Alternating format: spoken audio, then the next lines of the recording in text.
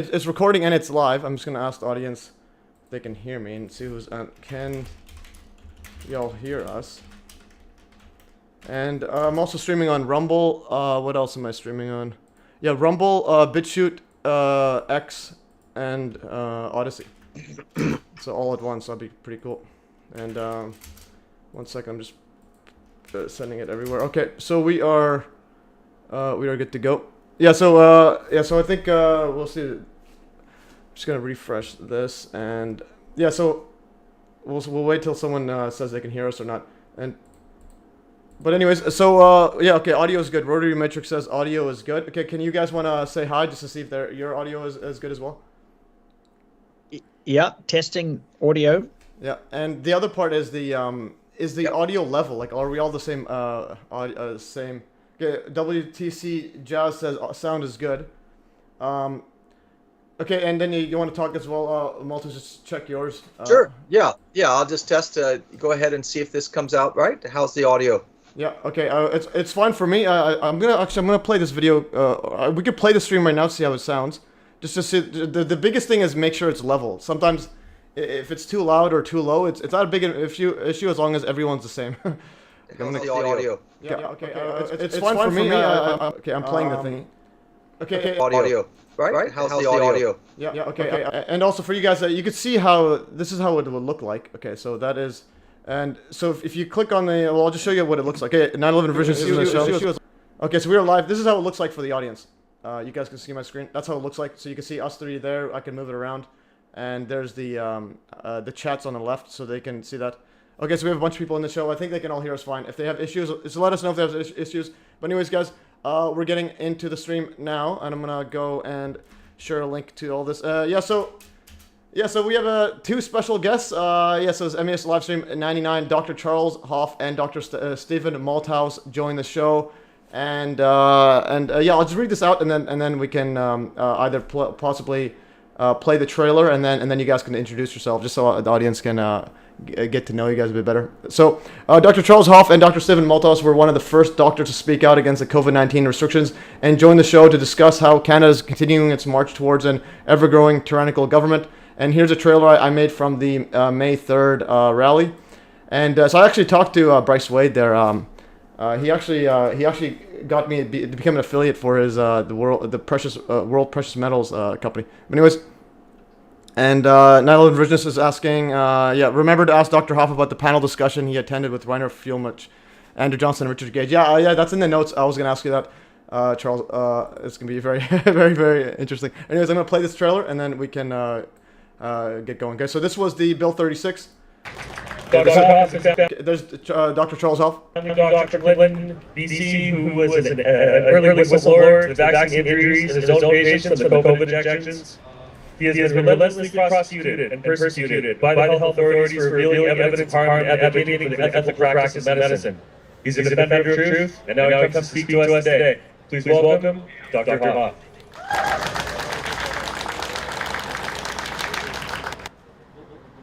About 15 years ago, one of my patients asked me if I felt there was a noose around our necks that is gradually tightening. And even back then, I unequivocally said, yes. The government of this province and of this nation keeps introducing more and more layers of restriction and control. Yeah.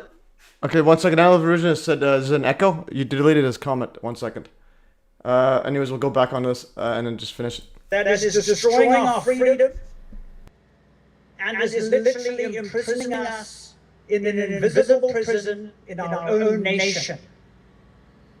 And never has this been more apparent than during this pandemic, where this whole process of tyranny and destruction of freedom literally went into overdrive. Dr. Stephen Malthouse has practiced medicine in BC for more than 40 years with a special interest. Okay, yeah, so people in the audience are saying there's an echo. I think it's probably because one of you guys have the sound on. Maybe when it's playing, if you might have to mute it. I think they're saying there's an echo, but I don't see an echo. So up to you guys if you guys want to just mute the mic, or I think it's picking up the sound. Okay, but anyways, we'll try that. Just people are saying there's an echo when I play the audio there. So we'll try that again. I usually mute mine, but mine's on the headphones. I'm going to keep playing. Integrative care. Sorry. Actually, no. Nile Virgin says it's actually from the. No, never mind. I think it's just from the street video. You guys, it's from the street video. It's not an actual echo. I don't see any echo. Anyways, I just continue on. Integrative therapies. He was the first doctor in BC to publicly question COVID, public health policies, and toured Western Canada to warn about the dangers of the COVID vaccine, especially for children. His medical license was then suspended by the government and called by the college in 2022. And Dr. Malthouse has been speaking out about government overreach since 2020, including NB bills such as Bills 31, 36, and Bill 7 that removed democratic rights for British Columbians. This man has been a fighter the entire time. And now he's going to speak to us today about what we need to do to continue that fight. Dr. Malthouse, come on up, brother. Hello, everybody. I don't really need this. I just wanted to come up here and talk to you about this new bill on the block, which is Bill 7. Many of you may have heard of it, but I'm going to give you some of the details and how this will apply to you as British Columbians. Well, Bill 7 has had its second reading. Its first reading was in March of this year, 2025. It had its second reading, now it's gone to committee. And it really is very much like the War Measures Act. In other words, it gives sweeping powers to the government. And right now it's the NDP bringing it in, but it could be any government. Any government in the future could have the same powers this bill will give to them. And as we all know, what you've given to the government once, you will never get it back. All right. That's introduction, and yeah, this is pretty epic. It got me riled up. So, anyways, guys, yeah. So this is Dr. Charles Hoffe and Dr. Stephen Malthouse. You guys want to say hi to the audience and maybe introduce yourself briefly, and so on. Go ahead, Charles. Yeah. Okay. My name's Dr. Charles Hoffe. I'm a rural family doctor and former emergency room doctor. Came to Canada from South Africa in 1990 and have been working in rural southern BC since 93. I think otherwise I have become known for my advocating for patient safety, and was charged with by the college for spreading misinformation, for talking about the harm that I saw in my own patients from the COVID vaccines. Mm-hmm. So I think that sums it up. I think you could say you were spreading missing information. Oh, that's a good one.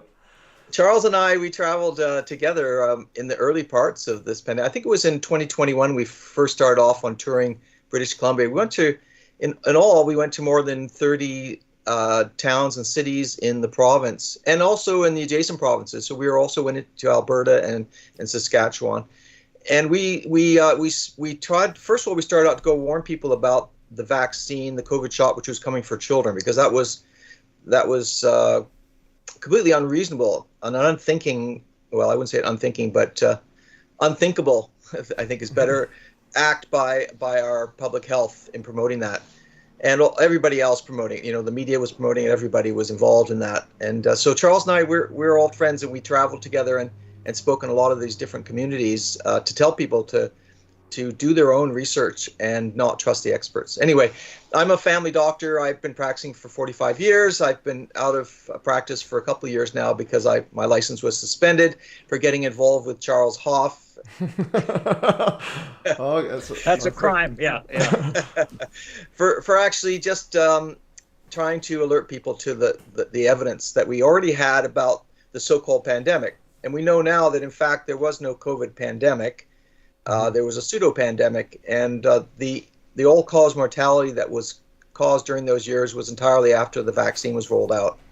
And it seems that the vaccine was the main perpetrator. But there were other deaths as well, which were due to omission of proper treatment, for example, for bacterial pneumonias, people being isolated. Mm-hmm. There's even questions about what was going on in England with midazolam and morphine, whether they're fast-tracking MAID there.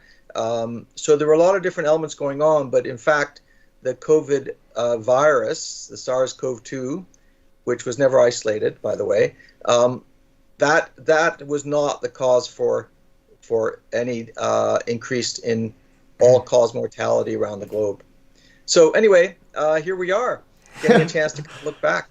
Many people think that COVID is over. No, it's still going. It's still going. They just passed the COVID for kids, I think, in the vaccine for kids in America. Yeah, the Moderna vaccine. Yeah, and that was RFK, who was always supposedly anti-vax the whole time. So I was going to ask, did you guys meet before or after COVID? We met during COVID. Stephen sent a letter out to, I don't know, was it all the doctors in BC, Stephen? I got a letter in the mail. Yeah, most of the doctors. I don't think we could afford to send everybody, but we sent it to the Lower Mainland. But we sent it to a lot of people, a lot of doctors. It was the same letter that I had sent to Dr. Bonnie Henry with a cover letter. Okay, and I got this letter, and it sat on my desk for about a month before I opened it, because I'm usually not very swift at opening mail unless it looks like a bill that needs to be paid right away. And so eventually I opened this thing, and I was thrilled that here was somebody who was exactly on my page. And so I immediately phoned up Stephen, and we've been firm friends ever since, and got into a lot of trouble together. Yes, we have. No, the trouble that we appreciate, I think we had lots of fun actually getting into trouble, because we traveled around in a big bus. We went to lots of communities. We were welcome everywhere. We were hiding out from the authorities sometimes. We spoke in churches, which seemed to be the main places that opened their doors to us, churches and some town halls. But we would sometimes find a letter on the door saying, not to us specifically, but saying anyone who comes here could be arrested or whatever, I'm not sure, or fined, because they were meeting together during COVID. Mm-hmm. And so some of our presentations were in parks, and so in the middle of winter, we did that in Prince George, which Kamloops. In Kamloops. In Kelowna, I think the first time we spoke there, the church was packed, half an hour before we even started. And so Stephen just said, okay, we're going outside. And so we were literally out in the parking lot in the snow, speaking there. And so we had to improvise, because the authorities desperately didn't want this message to get out. And so we sometimes had to brave the cold. I think, do you remember in Sorrento, Stephen, also the place was completely packed. And so we thought, well, okay, Stephen, you can speak to the group inside first, and I'll speak to the group outside. And then we swapped over. And so that everybody got to hear both of us speak, because they couldn't all fit in the building. That's so right. we had to adapt and as we went. And I keep meeting people who have been to those events, as Stephen said, starting in 2021, and they made such a profound impact on people.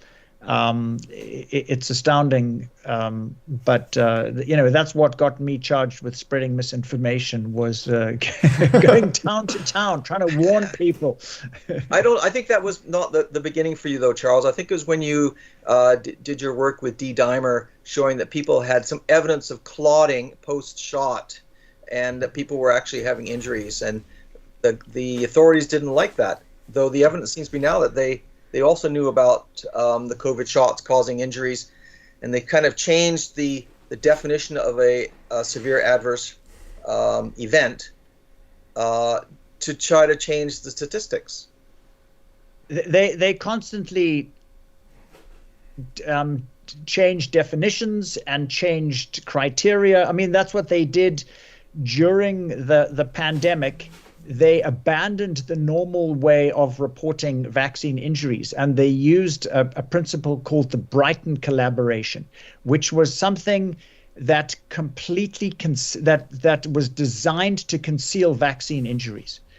And I tried submitting vaccine injury reports on my patients, and I eventually, after having submitted 14, and every single one was denied by public health, that said that these are not vaccine injuries, these are all coincidences. I realized you couldn't report them. That's why, and of course, this censorship of vaccine injury reporting was so that they could tell the public that there is very rare any problems, because they were all, everything that should have been a vaccine injury was all just a coincidence. And so the cover-up has been very evil. Yeah.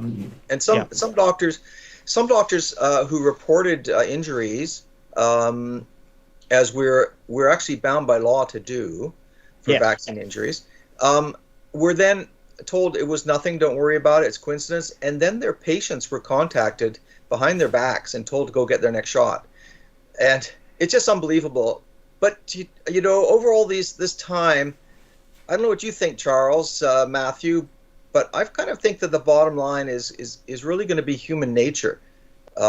Because it seems that if they have power and money somewhere, it will encourage the people that love power and money to move into those positions. Whereas many of us don't really care about those things. And so in a way, we keep our heads down, we're working as maybe physicians, and we don't realize that the institutions are being taken over by psychopaths and sociopaths and narcissists and so on, who are only in it for themselves. And I don't know, what do we do about the human condition?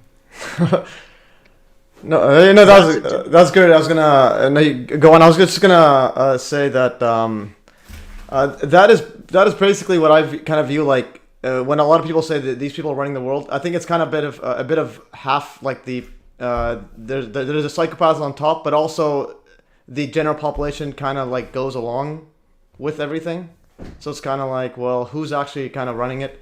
It's like yeah, they're psychopaths, but then everyone going along with it as if nothing is, as if everything is like all nice and dandy. It's kind of like it's kind in my view. I call it that's kind of like the inverse. It's like a subconscious like psychopath where you care about your own daily thingy, but ignore there's suffering. Like just open your door. Well, that will remain as long as people are attached to ego, right?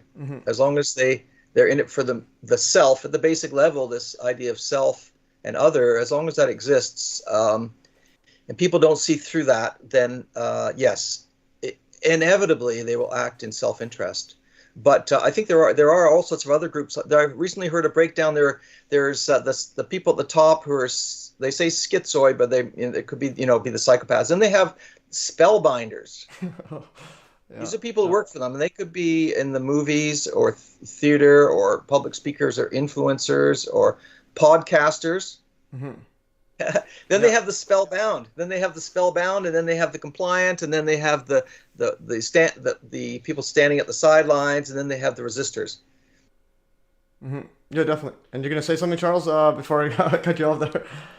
No. I just think it's very sad how easily people are bound by those spells, how easily they're deceived, and unfortunately, I think as Dr. Malthouse mentioned.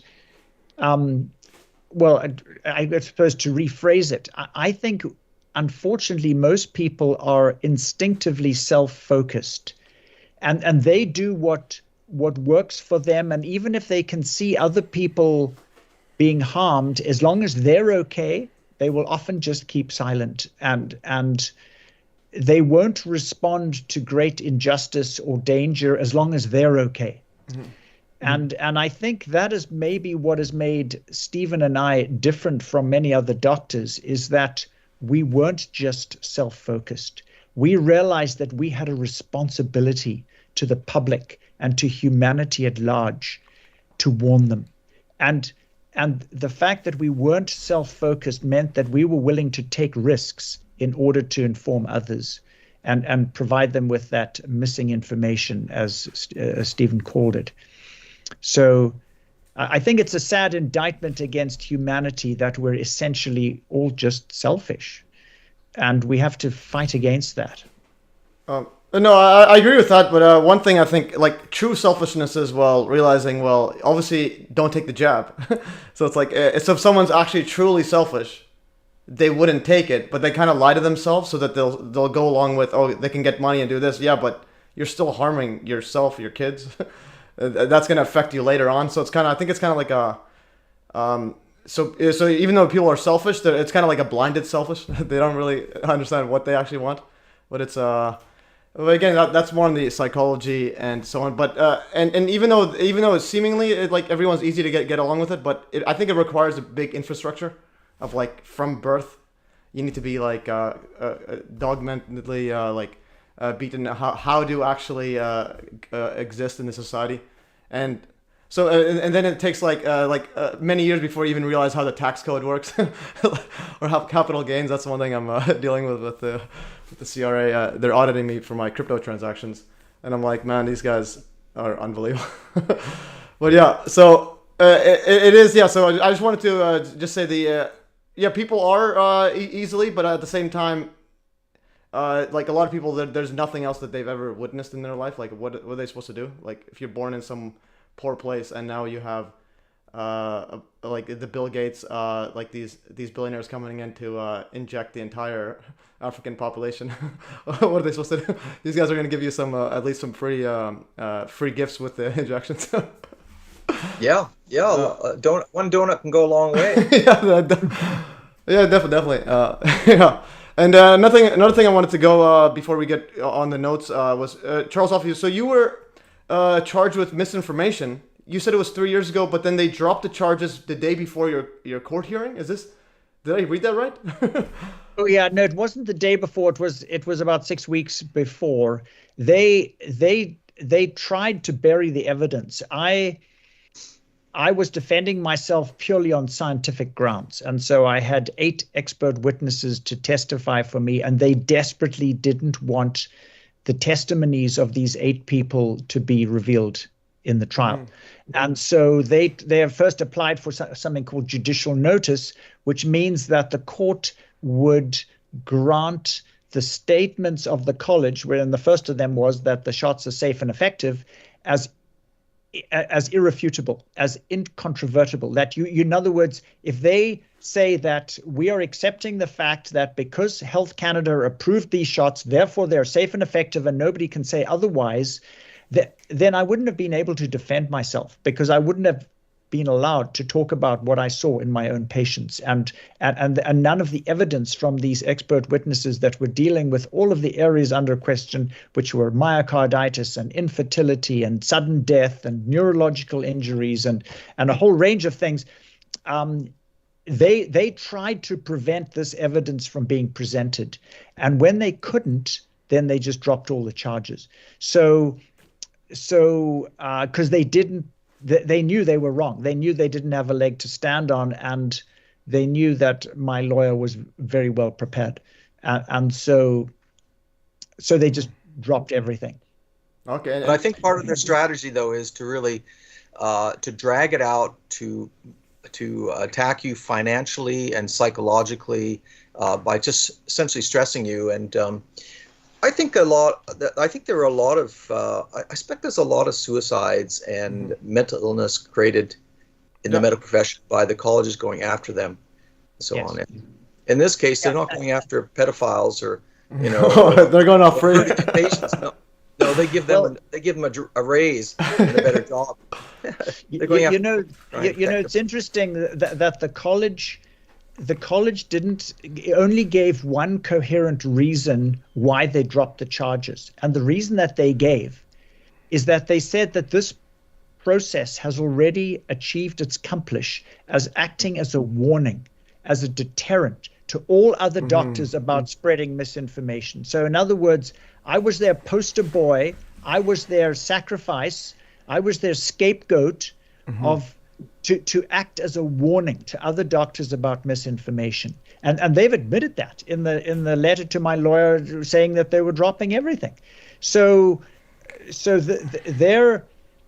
this is essentially an admission of malicious intent against me, to use me as an example. Definitely. It does seem like that. That's exactly what they even say. And also, like, I know a friend from UBC, just going through her Facebook feed, but she's brainwashed into, I think she's a virologist now, or trying to be. And it's like, so she's literally saying that, censoring the alt media and so on is good and so on. It's like, that is what they're actually kind of like being taught as well, like from their, basically the greater good whole philosophy where, so basically, silence you because others would follow in the footsteps, and and you're gonna get a bunch of people killed and so on. And that's literally what what YouTube would say under the guideline, or even I think I had like a warning or a strike one time. I think one or twice from the COVID one. Just because someone said, I think possibly something similar to what we just said in this one. So basically I'm saying is I don't know how long the stream would last on YouTube, but we'll see. So it's a risk I'm doing.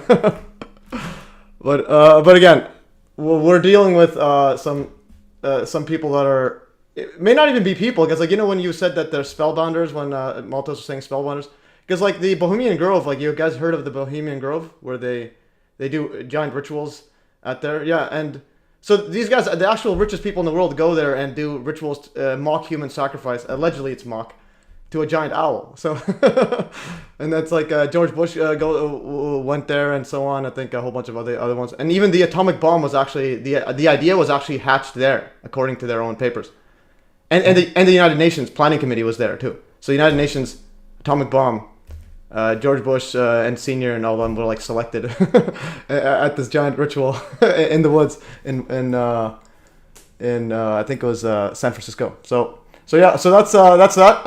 And I just want to make some quick notes to the just some housekeeping for the audience, and then we can continue on the notes. And you guys can chime in, and at any time you guys want to drop in and say anything, just let me know. I'm just gonna go quickly on some housekeeping. So on August 9th, I'm gonna have Eddie Kuberski and Carmen Miller. They're some people that knew John Hutchison. I'm not sure if you guys know who John Hutchison is, but he's a big alt inventor. Alt science, and that's August 9th. And also Paul Stoichevsky and John Hutchison will join the show either July 26th or August 16th, and that'll be pretty epic. And also there's a near-death experience guy, Dr. Tony Caesarea, I think that's how to pronounce it, will join the show on August 23rd, and so on. And these are some just some quick random topics there. I think I do want to ask you guys about this one, if you guys have any thoughts about the U.S. versus Canadian dollar price, because I think it's all tied to this whole global like resetting of society. So if you guys, this is some random topics. Basically, the U.S. crypto, they passed their crypto stablecoin bill, and at the same time where the Canadian U.S. dollar is going much higher against Canada. And again, this also ties in. I think it was Bill 7 because of the Trump tariffs, and so on. So this is the price going up against the U.S. dollar. So, yeah. So what do you guys thoughts about just the Canadian economy, and also how did Mark Carney get elected when Trudeau had to resign in disgrace? So, is there any reasoning behind this? I think Mark Carney was elected because the global, well, the national media, who are very left wing. Mm-hmm. And we should call them the extreme left-wing media, who are, you know, Poilievre had said that he was going to defund the CBC, and so of course they're going to promote his opponent. Mm-hmm. So I think it was very cleverly and subtly done that they portrayed Carney as a much more capable person to take on Trump. Mm-hmm. than Poilievre, and I think it was Trump that was the issue. People forgot about Trudeau, mm-hmm. and they were focused on Trump and wondering how on earth we were going to combat Trump. And the media persuaded people that Carney would be better able to do that because of his banking or business background. I mean, he's turned out to be useless for that, but you know, time and truth go hand in hand. He's a danger, actually. Mm-hmm. Yeah, they've moving from country to country to see when they need the shift for the loss of wealth and mm-hmm. sovereignty. I think that's his specialty, is that. So he's probably going to be around during the time of the shift to central bank digital currencies, right? The attempt to move there. That's why he's in position. Mm-hmm. Yeah, no, I think.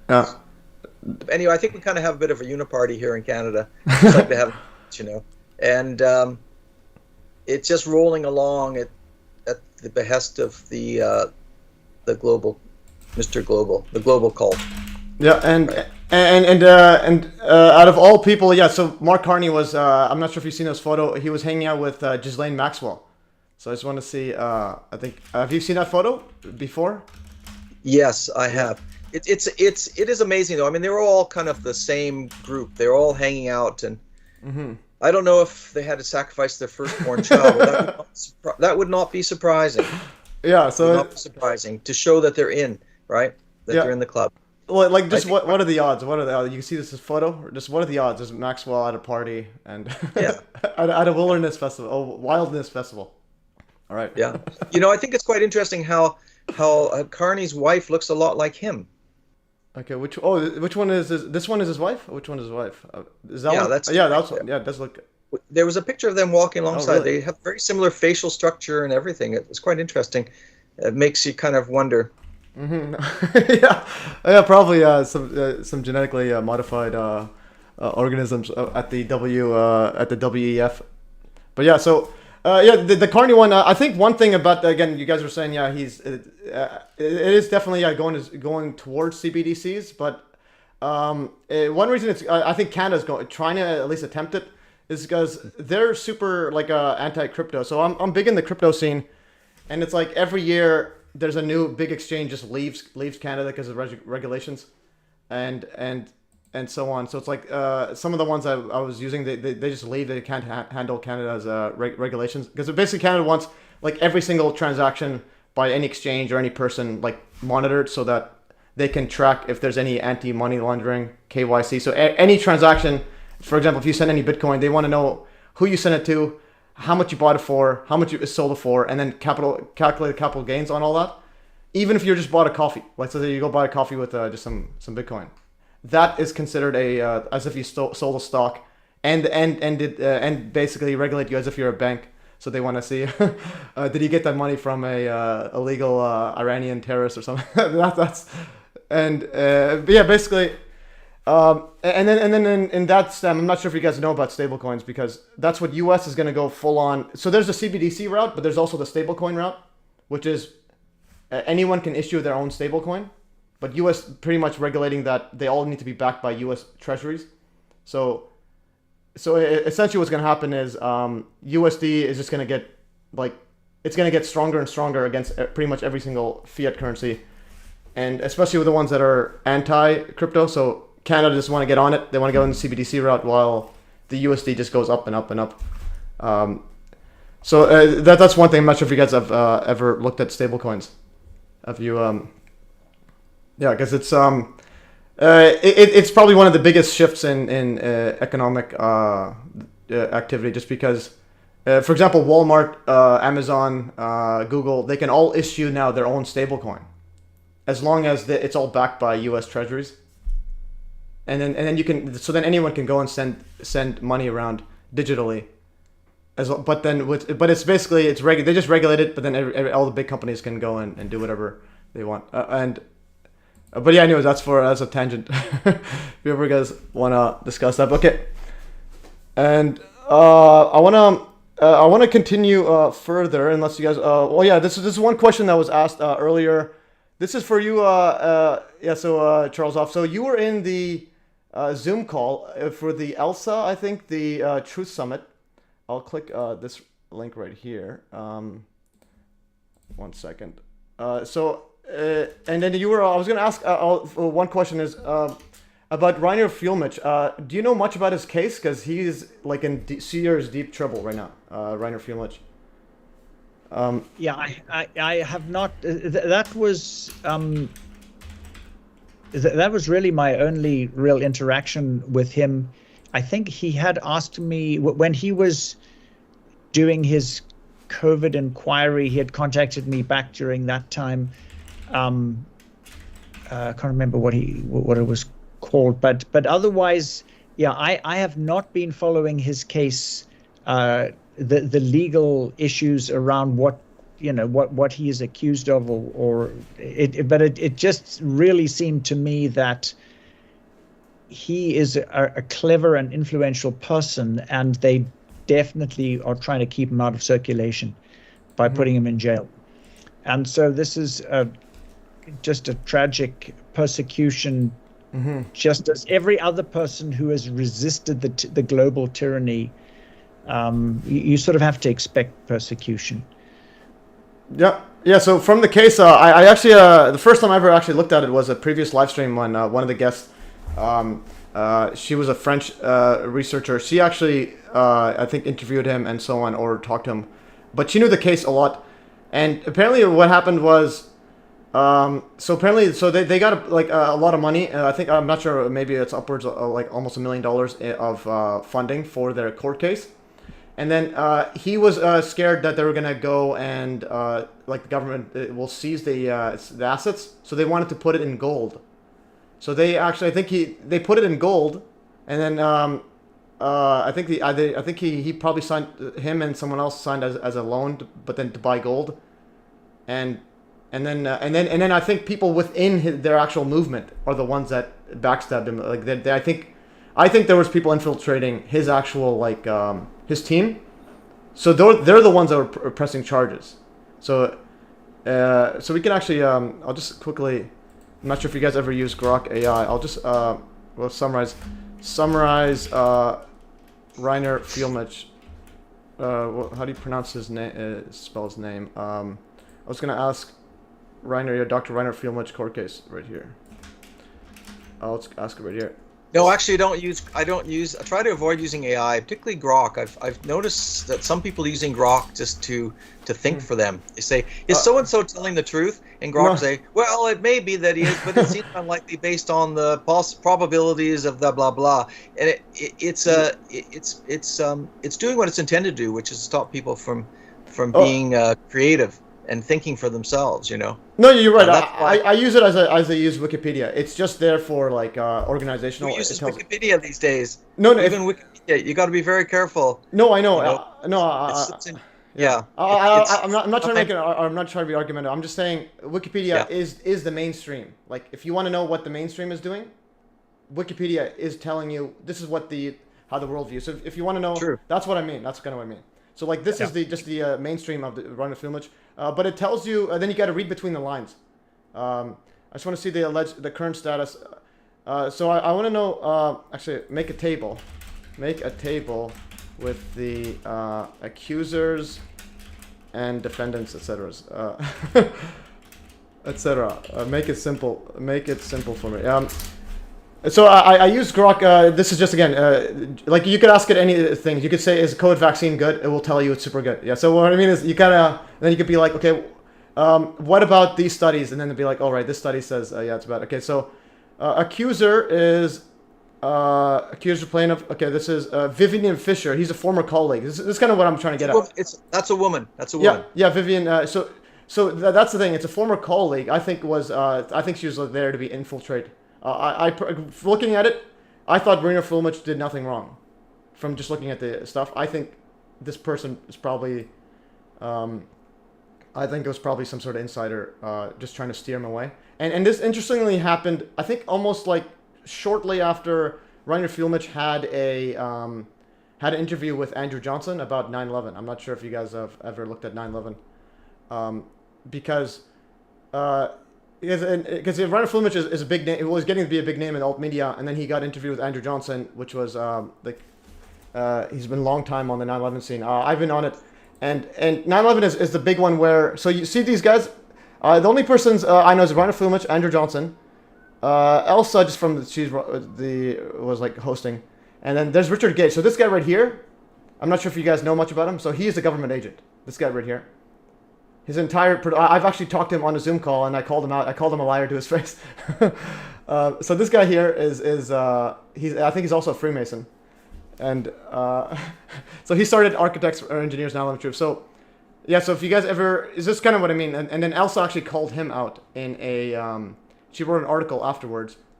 So I'll say, so give me the link to the article Elsa wrote about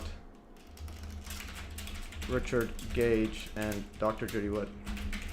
So what I mean is, this is kind of what I mean, that there's like people infiltrating, like this guy is infiltrating, he's trying to infiltrate the truth movement on everything. Now he's doing a COVID series.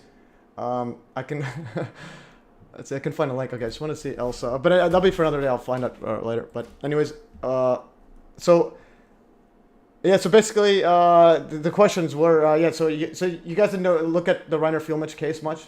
And have you looked at it, Stephen Malthouse, or no? Say again? Have you looked at the Rainer Filmich court case much, or? I haven't really. No, there were sorts. I think I left off when they arrested him in Mexico.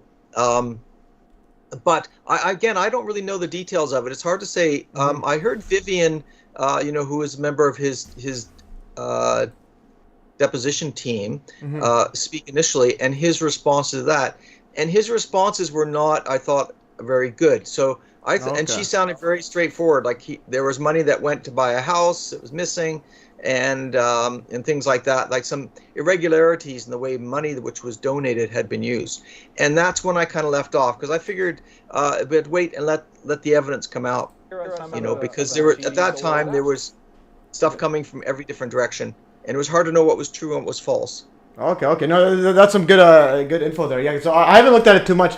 I just from another person but more on the she was super pro Rainer Filmich. So you had some good insights there. So it is hard to tell. No, definitely, because at the end of the day he got convicted. So it's unlike your Dr. Charles Hoffe one, where they had to just run away. So you have a good point there. So it's one of those where, if he ever gets out, I can interview him. But I heard he's in really bad health. That's what I heard. When he's in jail, he's in really bad health right now. Apparently, that's what last time I've heard about him, where he isn't doing too well in there. So something's up. And I want to. And then someone's asking. Yeah, 9/11 Revision is asking. Ask Hoffe what he thought of the interaction between Andrew Johnson and Richard Gage. Have you seen that? Yeah, so you were in that interaction. What do you remember that at all, Charles, or no? No, I don't. I think that was about a year and a half ago. Yeah, this is 2020, I have very little memory of that. It was a long time ago. Yeah, definitely. And this is so Richard Gage, I think is I could play this a bit just to get the reference to things. So there's like a long-standing. Basically, Richard Gage has been doing this for like 20 years, where he tries to stifle the 9/11 discussion. So I'm not sure if you guys have looked at 9/11, or if you want have thoughts on it. I just want to play this quickly. This is just the interaction. I think it's over here somewhere. Decades old, probably goes back to the 19th. So, because in my view, the 9/11 is like it's the big one. If you look at it, it wasn't a controlled demolition. It was a directed energy weapon. Yeah, that's very interesting. I think it's probably a combination of them. And the reason I say it is because they did have some evidence of material moving out from the building and then taking a right turn. So that can only happen if it was a late ignition of something that caused it to change direction. But the way there was very little rubble, things like that. Although I did hear, some talks by people who were scientists talking about the material that could have been used and how it was upgraded. And in terms of demolition, but I agree. It seems an incredibly building 7. I think it was a building 7 or 11. I can't remember, but the 7/11. But the way it went down was like a controlled demolition, but it went down so beautifully. In other words, well, not beautifully, but so symmetrically like that. That it would mean all the charges had to go off like almost instantaneously, which maybe they can do that, but but again, sorry about that. Yeah, it's again, those are all like the gatekeepers would. Those are all talking points that have been put in by people like this guy, like all those quote scientists that were saying that. If you actually look at the evidence, even Building 7, it was actually turning to dust for 7 hours, and then it felt like a quiet, hollowed out pancake. Like what I mean is, if you listen to it, there's no explosive sounds. We're talking. Although people did say that they heard booms throughout the day, so I don't know what that would have been exactly. But it could be many things. Yeah. They couldn't use multiple weapons. There's no reason they couldn't use multiple methods of taking things down. No, I know, but you can rule out pretty much every single every multiple things. The reason is look, I could show you, for example. When people say they heard explosions, well, lots of things can sound like an explosion, but. They're not explosives. Explosives, especially for these giant buildings, would have been heard by the entire city. Would have been picked up by every single camera. So like whenever you see let's say you see a demolition, you don't need to go interview someone. Hey, did you hear an explosion? No, I heard it from my house. I don't need to ask any. You don't need to go to a demolition and interview people to see if they heard anything.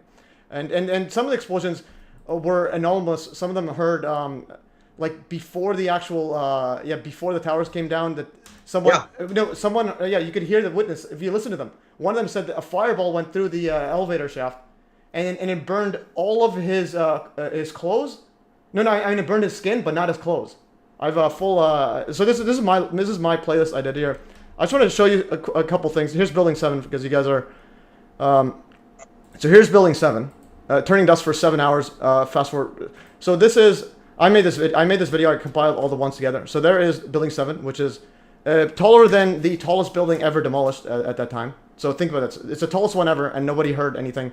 Like what I mean is, but nobody actually heard real explosives. Here's 45 times speed. So here's this one turning into dust. There's also 16 people survived in the in the North Tower in the bottom. Like they didn't crush them. 16 people survived, like almost ground level. Like I think the 8th or 9th floor. But anyways, so this is I'm gonna show you soon. You can see my screen. Okay, so this is building 7. This is a different angle.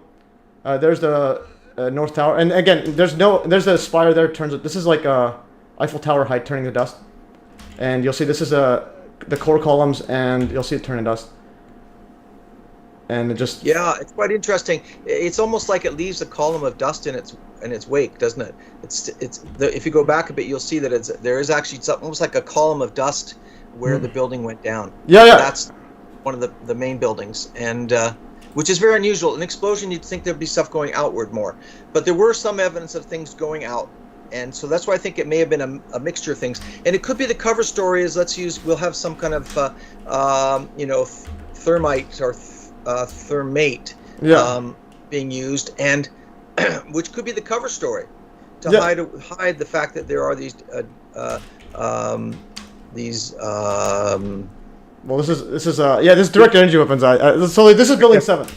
So this is building 7. You can see that thick dust. It's not actual smoke. It's just thick dust, and this is going on for 7 hours. So what I want to emphasize is this one thing here. This is 45 times speed. So 1 second is almost a minute. And look, it's going higher. It's going to the upper atmosphere. This is just building 7. And it's only going through one side, like literally with just one side, as if it's being like sucked out.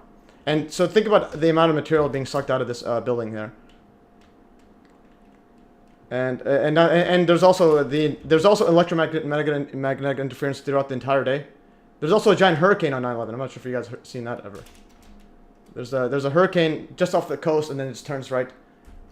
So here is I'm gonna go faster, but it keeps going on and on. And it goes on. I'm gonna keep going faster. It's still turning dust. And notice how it's like this side's all perfectly fine. These are little tiny fires, and now you have this entire thing being sucked out top to bottom on one side only. See that? It's like a vortex coming out. Yeah. Yeah, it's like a giant vortex coming up. And think about doing that for 7+ hours. And these are toasted cars somehow right beside it, just completely like melted. Yeah, those like microwave cars.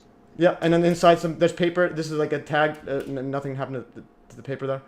And this guy's wearing a mask. He's ready for COVID. And also, so basically, 9/11 Richard says, tell them read Dr. Judy Wood's book, and then you'll also see you'll start to understand why there's a bunch of there's just so much info. Again, look at that's a little fire. This is a giant vortex being sucked out, and it keeps going on and on, and then when it finally falls down, it's super quiet. So this is what I mean by most people ignore it, and now it finally falls down. It just falls down very, very quietly at free fall speed. And whenever you think of when demolitions, they actually remove like all the non-load bearing walls. They remove all of the office equipment, all the fridge, everything, all the windows, anything that can project. So this is falling free fall speed with nothing removed, besides everything turning dust. So in other words, everything is like pretty much turned dust until it can't support its own weight anymore, and it just falls quietly. And even this rubble pile was smaller. So they made this look like it, and then now it's turned to dust. It keeps going on. I call this fumes, or Judy Wood calls it fumes, because you can't say it's smoke because that means it's fire. That would mean it's fire, but you don't know it's a fire. This is something unreal, and it keeps going on. I'm going to go to another. This is. Okay, now here is, I think, 2001. Yeah, so this is 1 or 2 days later, it's still fuming. So it's still, so have you ever seen any fire ever in history where it would still go on and on for days and days?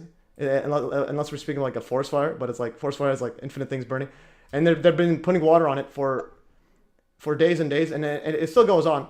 And then the official story is that after 3 months is when all the quote smoke fires were put out. After 3 months, have you ever heard of anything like this in your?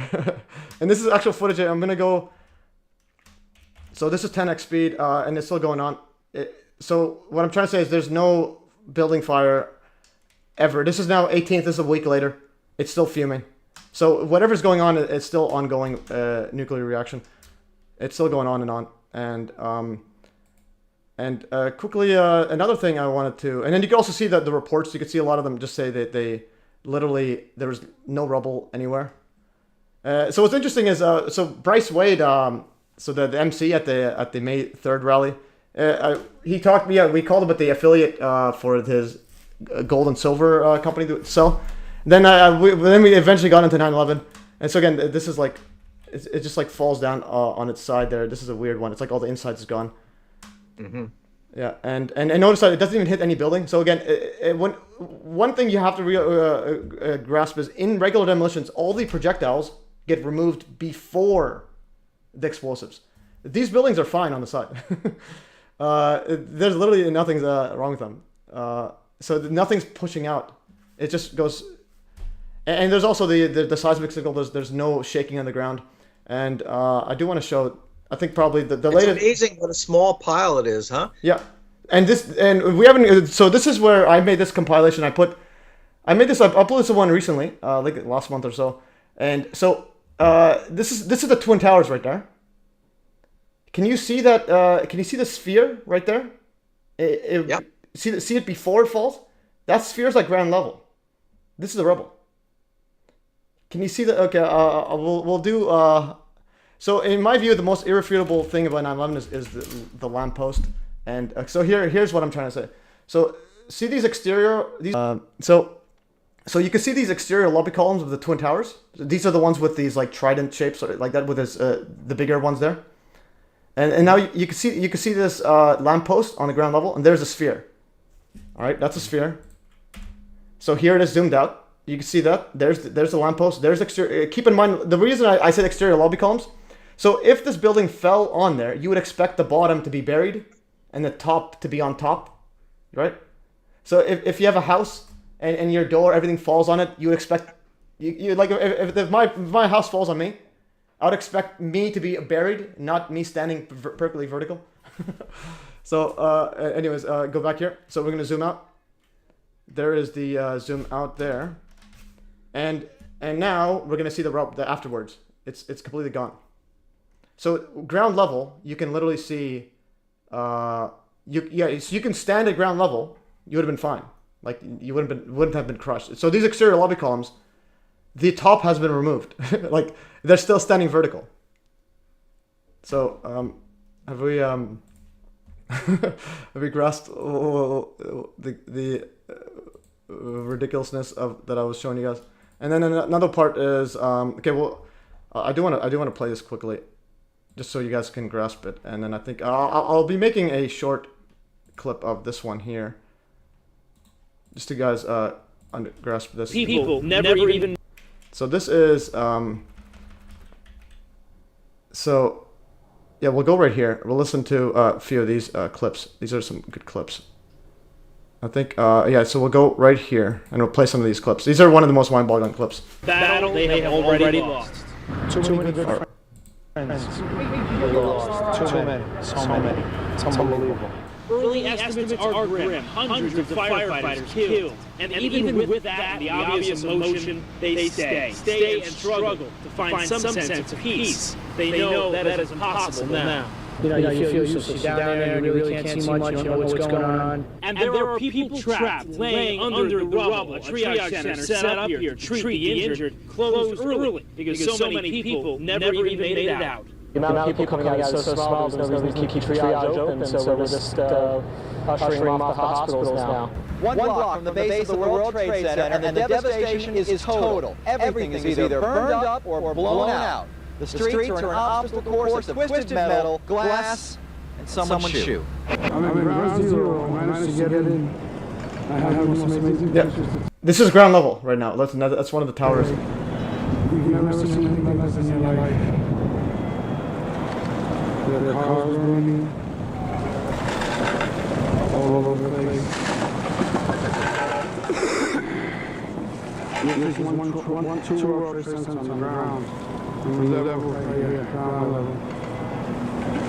I'm going to try to take still photos.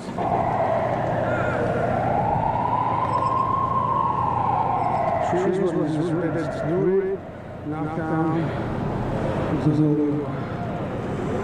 This is our harbor.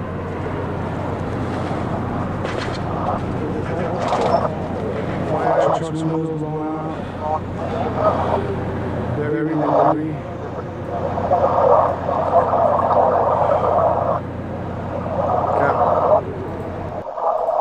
Okay, I hear someone's noise there. Yeah, I think yes, people are saying there's an echo. Yeah, on the chat. So I think when a video is played, if you guys can just mute the audio. I'm not sure. It might be coming from one of you guys, but I want to continue on this part quickly. Just and then let me know if you guys want to chime in or if I'm going too far. Yeah, I'm gonna have to go shortly. So I wonder if we could.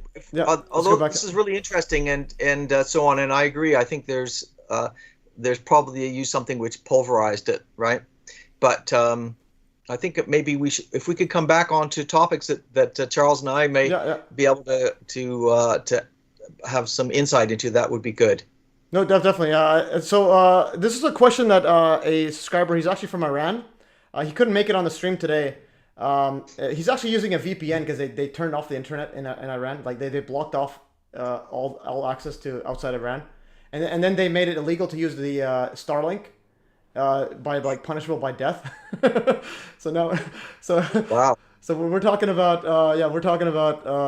here and now Iran. Yeah, so if he uses Starlink, so he was able to get a VPN that he's paying now that he can access once in a while. So he's asking from Iran. He's asking for you guys. He said I was vaccinated during the lockdown by the Chinese brand Sinopharm, and wanted to ask if the doctors know any information about it, like what vaccine technology used to produce it. So do you guys know about this? Well, that's a Chinese vaccine, and I think it was in Peru that they found that there were so many adverse events from the trials that they stopped using. They banned it, but it was used in a lot of different other countries. And I think the technology behind that one is more conventional technology, where they take a piece of the virus supposedly and they make the vaccine out of that to cause an immune response, versus at messenger RNA. But it sounds like they were not very transparent. The information coming out about it, what was in it, and its safety and effectiveness. I think we use the word effectiveness. I don't think we can just drop that. Probably, Yeah. We know it was negative effectiveness. And from the Cleveland study. And that's a question I have. How come these vaccines, they're not like regular product where it has all the ingredients and everything? Like, how do we know what's inside all these? Well, you don't. They intentionally didn't want us to know what was in them. And because they were just using fear tactics. And of course, those that they couldn't force by fear to get these shots, they forced by taking away their employment or their ability to travel or their ability to participate in society. And so they never really gave any reason for why the vaccines had undisclosed ingredients, because it made no sense. Normally, any medical product or any treatment you take, they have to disclose what's in it, what are medically active and medically inactive ingredients. So they changed a lot of things for these shots because they clearly didn't want people to know what was in them. Just as, Dr. Malthouse mentioned that I had done D-dimer studies on my patients to try and figure out what the shots were doing. And the college reprimanded me for doing that. They told me I should not have done those D-dimer tests. And if I wanted to do them, I should have applied to an ethics committee for permission to do those tests. And so they clearly didn't want any investigation of what the shots were doing to people. And they didn't want people to know what was in them. It was very, very sinister and evil. And the efforts they went to keep the information hidden should have been a red flag for people. In other words, not just keeping it hidden, but also enticing people with donuts and hamburgers and lottery tickets and things like that. People should have been aware that there was an extraordinary attempt to get those shots in people's arms. And then you go like, well, why would they be going so out to get those in? And if you, of course, the idea is, it's a terrible pandemic coming your way. But even then, you could look out your window and see that there were no ambulances going by. There was, it was your friends were not dropping like flies, but also the epidemiology. We're already getting enough statistics in to show that there was no increased mortality from this COVID shot, from this SARS-CoV-2 theoretical virus. But anyway, I think people should have been going like, whoa, this is an extraordinary, it seemed like a military campaign, really, using everything to entice you or to threaten you. And then people should have been aware. And then material was coming out from different labs all around the world talking about heavy metals and under the microscope what this stuff was doing. And then later we got things like... Yeah, sorry, I was just opening up this up. Yeah, no, definitely. I was opening up my... I made a 3-hour review of the main COVID virus isolation paper. I cannot find. I cannot find. Yeah, so the 3-hour one. I went through every sentence, every claim, and just trying to find where is this virus. I couldn't find anything. So I made and then I concluded. I can't believe people are like I couldn't conclude that there is anything needed. And even if there was a so-called virus. Apparently, all they needed was like 1 or 2 patients. Call it a new one, and then they test on like 1 or 2 like countries, like 3 people. They're like, all right, it's a pandemic. Let's lock down the world. So yeah, and I think it was the pattern of spread was not like we would see with the pandemic theoretically. But now we have to look at all the pandemics, re-examine them, and see what was going on at the time that was then blamed on Hong Kong. Flu virus, that type of thing. And often there was some other event going on in the locations where these outbreaks occurred. That could be explained by other turning on of some type of EMF, radio waves, whatever. Weather, who knows, right? Also, the U.S. military doing things to their own people, like spraying stuff off coast and dropping stuff over the United States, continental United States, to see whether it would spread through all the states, to see the wind drift and things like that. There were a lot of military operations going on to test germ warfare. That then were later, well, hey, the Hong Kong flu just happened to get here at the same time we were dropping, brucellosis in the air or something like that. Yeah. So. No, definitely. And then have you guys looked at the Spanish flu? Have you ever looked at those Spanish flu, the studies where they would like inject the mucus in people's eyes and nothing happened? Yeah, they couldn't. In fact, that's the case. They haven't been able to demonstrate contagion, viral contagion, ever. So personally, I'm moving more and more towards the viruses do not exist stance, because when you start looking at the evidence as you have, like looking at the details, going back to all the old references, it seems like it's a castle built on sand, but it does seem very scientific. Would you agree, Charles? It does. No, they do. I mean, I haven't gone into it in a lot of detail as you have, Stephen, but no, they do. They make it look very scientific and reasonable.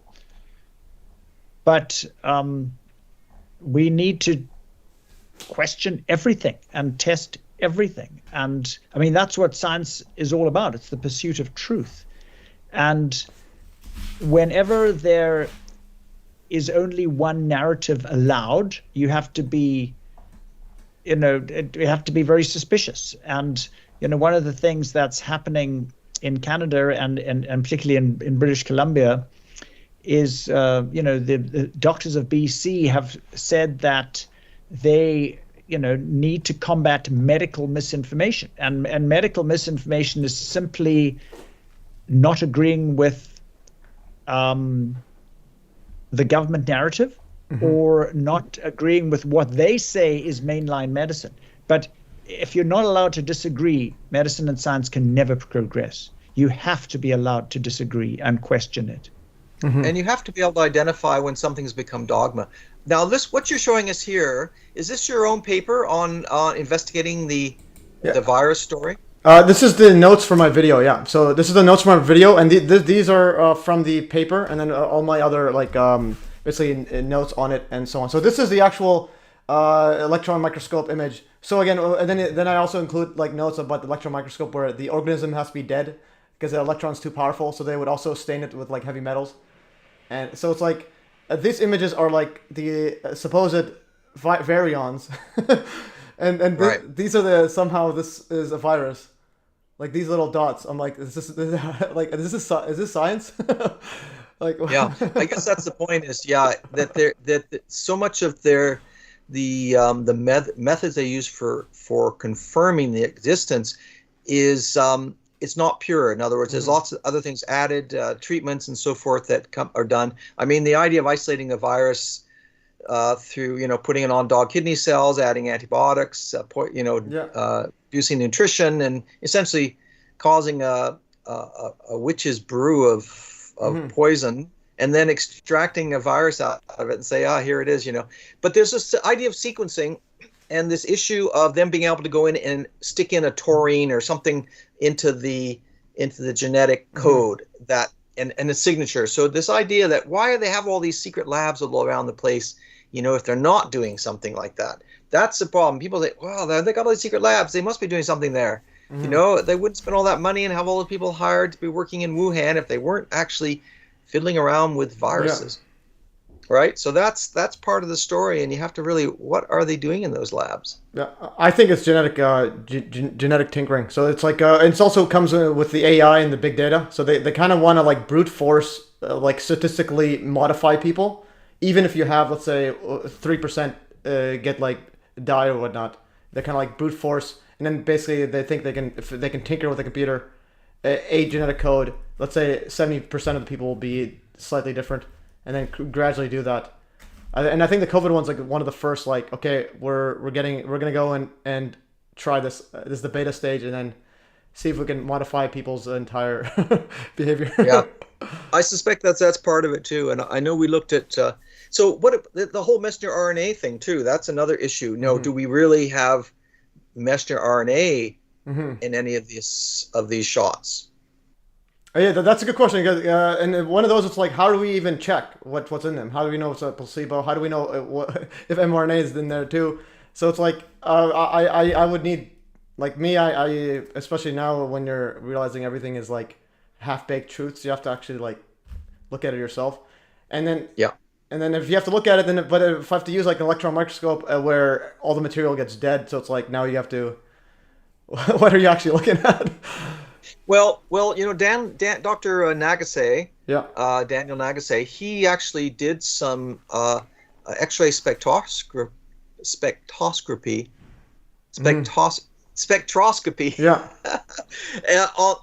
on some of these vials. I think Moderna and Pfizer, and he actually didn't find any. A couple elements that he needed. I think one was phosphorus, and I can't remember the other ones. Those are essential amino acid elements, and they couldn't find any in the vials he checked, which would suggest there was no carbon. I think one of the things he said there was no carbon. Oh wow, okay. Which is very odd. Yeah. Yeah. But the issue being that if they don't have those things, then there's no messenger RNA in there, right? You can't have that. So, which requires having those elements. So. And there's plenty of other things in there, and if graphene can do pretty much what spike protein can do, in terms of lacerating vessels, magnetism, inflammatory reaction, It's it's got other characteristics, and it could be used in a computer program, like as wiring. Then there's another thing we should look at here. It's a bit like these multiple level fakes, where you first of all you think it's in the wet lab, then you think it's in the Wuhan lab, but where is it? What is really going on? It's like it's a bit like you have a second level to gather up the doubters, and that's I think what the Wuhan lab was all about, and the messenger RNA component. No, definitely. If Trump and them are talking about the Wuhan lab, something's up. I actually want to ask about the magnetism one. So I heard a lot of claims about that. Have you guys seen that in any of your patients or no? Like the actual stuff would stick on them. Have you tried it? Since I didn't give any shots, and I didn't think you did either, Charles. So we didn't have people around to stick onto. But there were studies done. There was a study in Luxembourg that was done on this, where they looked at 30 people that had the shot, and 29 of them had magnetism at the site. Mm-hmm. And they also looked at 30 people who had not had the shot, and they did not have magnetism. And I have seen people demonstrating magnetism who didn't even have the shot, or may have been associated people with the shot. By that I mean have them for dinner or something like that.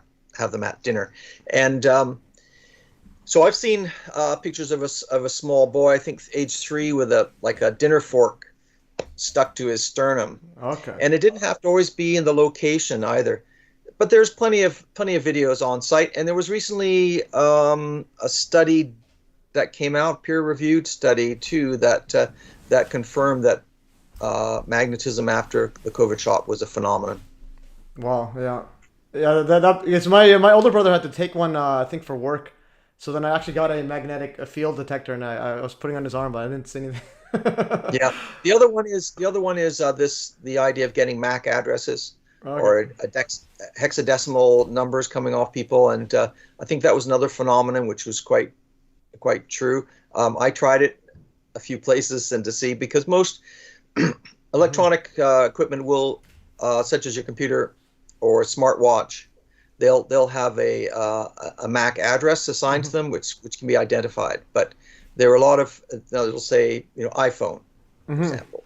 It'll come up with a 18-digit thing, and then we'll come up with iPhone afterwards. It'll switch over. But there were many. I tried it on some ferries, and there were a lot of unidentified MAC addresses in the vicinity. You need an old phone that will look for Wi-Fi. Bluetooth, I think it is. I can't remember now. Bluetooth.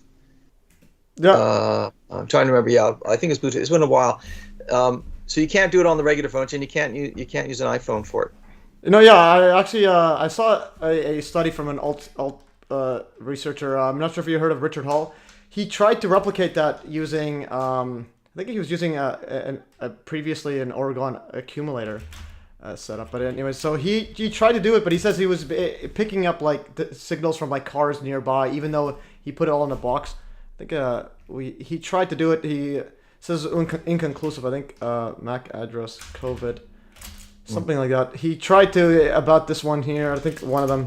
I'll have to see that. But it's one of those where even if they add it, they might do it in a certain amount of the shot, so that if someone detects it and then be like, oh, then the mainstream was like, hey, we did a study and nobody had it. It's like, well, you guys picked all the ones that didn't have it. So it's possible. Yeah, so that's that part, and I wanted to bring your attention to the timing of this too. Have you guys heard about? So in 2019, December 1st, that was when China's new strict vaccine law came into effect. I'm not sure if you heard about that. So they actually had a vaccine law that they had it earlier. They made it, and then they said December 1st was when it comes into effect, and that's when patient 0 allegedly started to have symptoms. That was a flu shot. I think it was a quadrivalent flu shot they rolled out at that time. Yeah, and that's when the new the strict vaccine law. Yeah, and there was apparently strict, they had to take it, otherwise they go to jail or something. And then December 31st, China CDC sends a response. And the other part is so you know how a lot of people talk about the Event 201. I'm sure you guys have heard about Event 201. Did you also know about the in Wuhan? There's also the World Military Games was happening at the same time. Yeah. Have you seen that, Charles, as well, or no? No, I haven't seen that. Yeah, and I actually posted it. I think it's the highest viewed video on BitChute from that that I put of that thing I posted actually. It's just the World Military Games, Wuhan, and there's like at the same time, and it's like I'm sure the one I made it. Okay, okay. Everybody overtook me, but anyways, and they had like the symbolism is mind-boggling. They made it. This is the opening ceremony, and then they made like a whole bunch of. I'm just gonna click download here. It'd be easier to view. So they made it like yeah. So it's like a giant UN. This is the UN. And look at the music. And then it's like a giant man with a silter. And these are all people. So these are all in Wuhan. Have you guys ever seen the opening ceremonies of this? No. It's one of the scariest things. It's just so like eerie. This was in 2019 and at the same time. I think within like a week of the event 201, either before or after. And this is the United Nations. They're pretty much like all an ode to the United Nations. And UN, Owen, that's French for one. So it's like one world order right here. Yeah. Wow.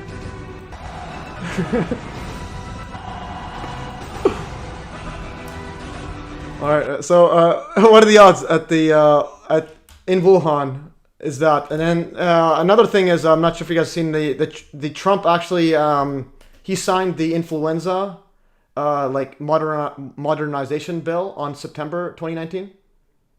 Have you seen that one? Nope. No? So Trump actually signed. Yeah, they wanted to modernize all flu vaccines with like new technology, mRNA, etc. I think that was Trump. And it was executive order. Influenza modernization executive order. And what's interesting is there's someone posted another influencer posted September 19, 2019 executive order on modernizing influenza vaccines in the United States to promote national security and public health. What are the and so someone actually saw this at that time, and she made a video saying they're gonna do a so-called pandemic. Like Trump is literally launching this, and let's see what they have here. How many times they say the word vaccine? Vaccination is the most effective defense against influenza. Annually, I think there was modernization somehow. So they want to modernize the supply chain to be able to like produce like a whole bunch at once. So something was seriously egg, and basically they're saying that the current version of the egg base was not that good. So they want to. Yeah. Now I'm gonna have to go. I think my time is just about up. But it's very interesting. Lots of things. I'd really like to have a look at some of your material, particularly the work you've done on the virus existence theory, and that looks very good. Yeah. I actually interviewed Andrew Kaufman, Dr. Andrew Kaufman, and Daniel Nagas as well. But with him, it was supposed to be about COVID, but it ended up turning about the Davis Lim case. Do you remember the Davis Lim with the Canada, basically the health agency took their child away, the handicapped? Oh yes, right. Yeah. Yeah. Mm-hmm. So so that was interesting. Yeah. So interviewed him then. But yeah. So yeah, you're saying something before I cut you off. Sorry about that. No, I don't think so. It's just carry on. Is there any last words that you'd like us to or things you'd like us to comment on? I think one thing I was going to ask about, because you actually brought it about your Canadian Health Alliance, if you wanted to let the audience know about the Canadian Health, and then you said encourage people to become a member. And what are the benefits becoming a member? And is it free, or is it what things should they know? Yeah, no, membership is not free, but people can actually access the newsletter. It comes out once a week by going to Canada. It's Canada, not Canadian. CanadaHealthAlliance.org, and you can sign up for the newsletter there. But Canada Health Alliance is designed to I would say create a better healthcare system in Canada, and that's kind of its purpose. I mean, what we're looking at now is our healthcare is deteriorating as fast as it can go, pretty much, and it seems like all the government is doing is speeding it on its way. I know up in, I'm not sure it's like right where you're living now, Charles, but I know that the Okanagan is certainly having problems staffing hospitals and long wait hours, and that's kind of like the hub right now. Pediatricians can't be found for the hospital. Doctors want to do telehealth. I mean, they've undermined the system, and they're going to bring in a few doctors from the States, but that's obviously not just a very small band-aid. But anyway, Canada Health Alliance has been in existence for about 3 years, and the idea is to part of it is to help people to become their own doctors in a way. When I say that, I don't mean you can take care of your car accident, but it means that in terms, there are a lot of things people can learn to do themselves, and that may be using integrative medicine, such as nutrition, homeopathy, orthomolecular medicine, acupuncture, herbal medicine, all those things that people can learn to do themselves quite safely and effectively. I hate to use those words, safe and effective, but I reverse them. All right. But anyway, so that's what Canada Health Alliance is about, and I think that it's definitely worthwhile joining and supporting. And we also have an affiliation with different groups, such as Vaccine Choice Canada, where every existence or not. We're having the author of the book "Can You Catch a Cold" in September to speak, and that should be very interesting, because I think that whole, though we touched on it here, that whole idea of, are we being fooled by this invisible deadly thing that's everywhere, as a basis for hiding under your bed when they call another emergency. Mm-hmm. So anyway, Canada Health Alliance. Yeah, epic. And what is the name of that author? The Canada How to Catch a Cold, How to Catch it. I'm not sure. I just heard about it the other day that it was going to be heard. So yeah. No. It'll be advertised. Vaccine Choice Canada will have the advertisement as well as Canada Health Alliance. If people get the newsletter for Canada Health Alliance, they'll be alerted to all different experts. Again, a term we kind of have to hesitate about now, calling someone an expert. Yeah. This led us down the garden path. According to who? Yeah. Yeah. Thank you. Yeah, Matthew, I'm going to need to go, so thank you no problem. for your time and the work you're doing. Yeah, and Charles, if you have any closing thoughts as well, Charles, anything else you want to throw in? But yeah, it'd be great to have and I'll send you guys this as well, the review paper I did. I spent a lot of time on this. I actually did a 48-hour video on mainstream biology, because I don't have a biology background, and it's like how do you prove someone that you're an expert and if you don't have a degree? Well, here's like 100 hours. Go argue that. Well, that's what happens if you're not an expert, but you can see the evidence. You're not welcome in a court of law. Mm-hmm. So you can do an affidavit, but if you're not a proven expert in the field, that your testimony is not accepted. And I had a couple of cases like that. Wow. But when you do get the experts and you look at their testimonies, they're full of holes. Mm-hmm. And all they have is their title, and they just outright say falsehoods, no matter what they are, cardiologist or university professor. Yeah, no, definitely. And it was in a retrospect. So I actually have a degree in civil engineering and a master's in mining engineering. Like I just do this and some crypto related stuff. So that helps in convincing mainstream people. Like, oh, he has a degree, he must know what he's talking about. Even though it's like that's years ago. So it's like yeah.